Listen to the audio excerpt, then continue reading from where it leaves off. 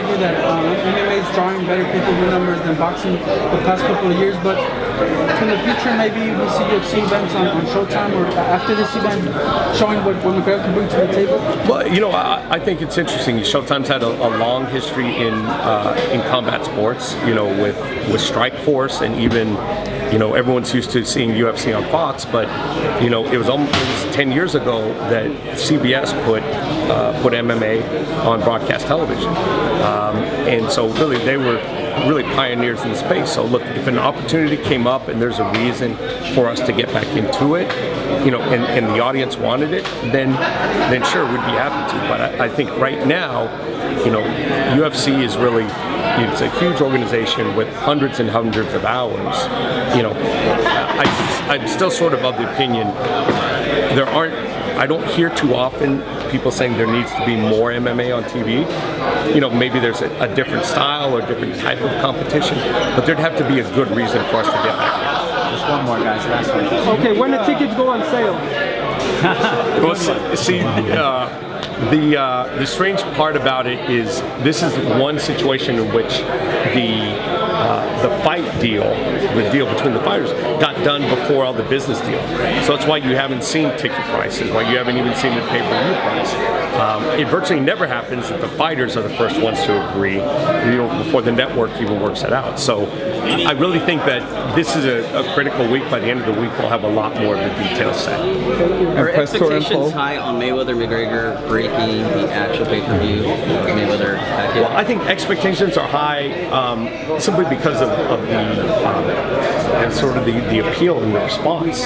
You know, the response over the last year, and I'm sure all of you guys see it whenever you post something.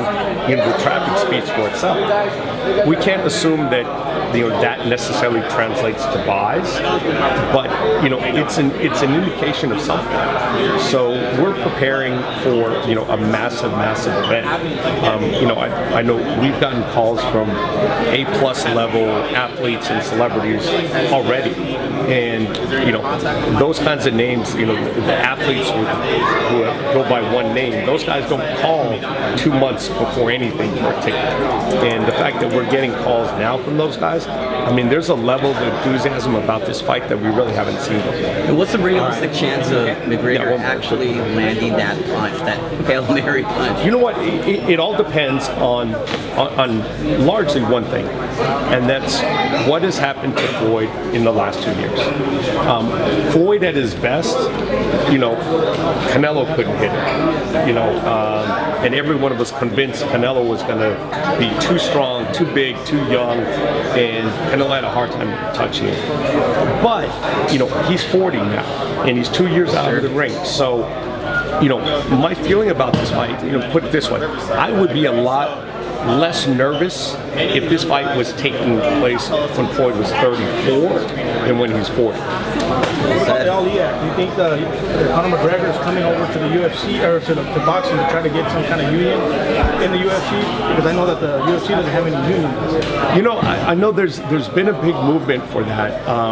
You know, and there's you know, there's some logic to it. I mean, on safety issues and pay issues, you know, makes a lot of sense. But I think more than anything, you know, maybe, you know, this maybe signals a new era or a new stage in UFC where it becomes a little bit more fighter-centric. I think that would be a positive development for this sport. Okay, not just